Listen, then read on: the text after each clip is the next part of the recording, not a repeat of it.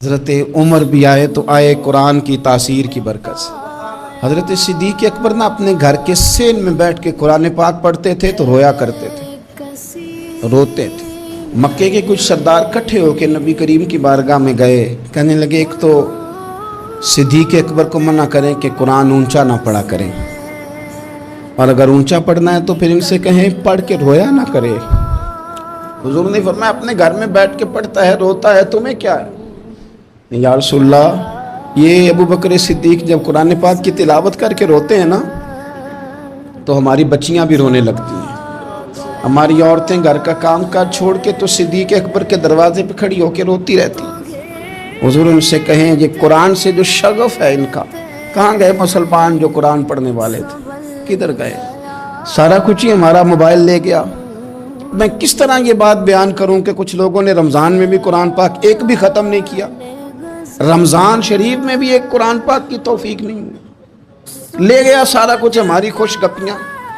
کمال ہو گئی، ہم نے سوچا ہی نہیں، فکر ہی نہیں کی۔ سنگیو واپس آؤ، قرآن پاک سے پیار کرو، قرآن پاک سے محبت کرو، قرآن کی تعلیم حاصل کرو۔ لوگ کہتے ہیں میں بوڑھا ہو گیا ہوں، زبان موٹی ہو گئی ہے، قرآن کیسے سیکھوں؟ 38.5 سال کی عمر میں کلمہ پڑھا حضرت صدیق اکبر نے۔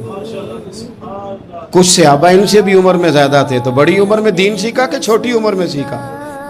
ہمیں کیا ہو گیا ہے؟ قرآن پاک کی طرف توجہ کرو۔ میرے نبی پاک علیہ السلام نے فرمایا اس قرآن کی برکت سے اللہ قوموں کو عروج عطا کرے گا، اس کی برکت سے ہی قوموں کو زوال ہوگا۔ حضرت عائشہ صدیقہ کہتی ہیں حضور رات کو نماز کی نیت باندھتے تھے تو ایک ہی آیت پڑھتے تھے، ساری رات ایک ہی آیت پڑھتے رہتے تھے، روتے رہتے تھے۔ اور جب حضور روتے تھے تو جس طرح ہنڈیا ابلے تو آواز آتی ہے، اس طرح حضور کے سینے سے آواز آتی تھی۔ جبیر بن مطعم کہتے ہیں میں بدر کے قیدیوں کے بارے میں بات کرنے آیا حضور سے، تو نبی پاک مغرب کی جماعت کرا رہے تھے۔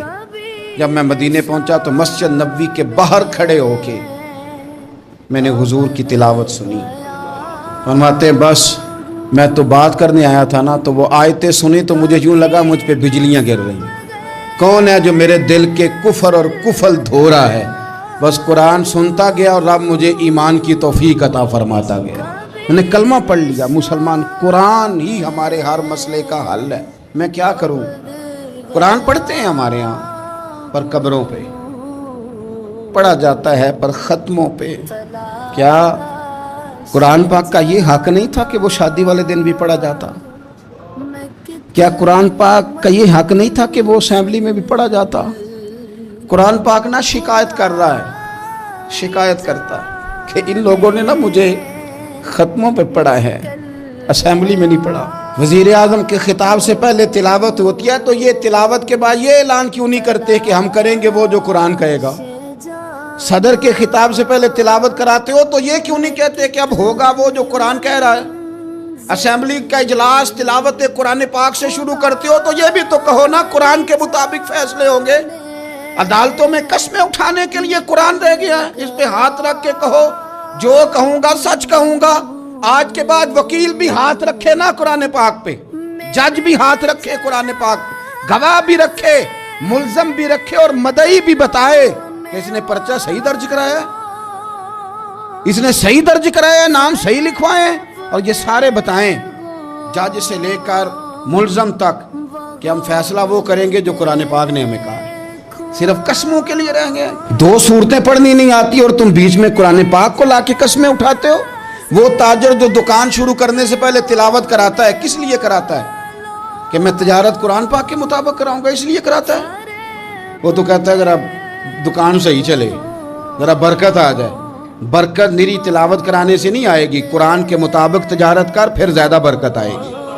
قرآن کے مطابق قرآن کے علم کو عام کیا جائے، قرآن کے نور کو عام کیا جائے، قرآن پاک کے ادارے مضبوط کیے جائے۔